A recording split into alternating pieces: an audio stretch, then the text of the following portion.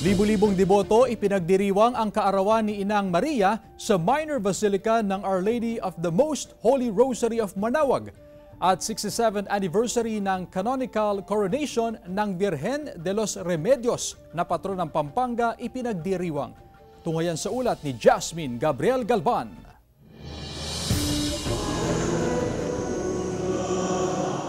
Si anyos pa lang si Aling Beth, deboto na raw siya ni Mama Mary. Pero mas tumibay raw ang kanyang pananampalataya sa Inang Maria noong nakaraang taon nang ma-diagnose na may Alzheimer's disease ang kanyang nanay. Nasubok daw ang kanyang katatagan at mas lalo raw siya nagdasal at kumapit kay Inang Maria. Dahil siya ang ina natin lahat. Siya ang pinaka-the best sa amin po, sa atin lahat. Hindi namin po siya kinakalimutan.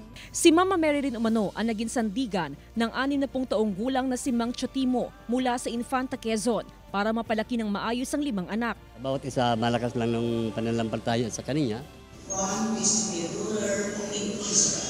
Ngayong araw ang kapanganakan ni Inang Maria. Kasabay nito, ipinaalala sa bawat deboto ang sakripisyo at kababaang loob ni Inang Maria na naging sentro ng misang isinagawa sa Minor Basilica of Our Lady of the Most Holy Rosary of Manaoag.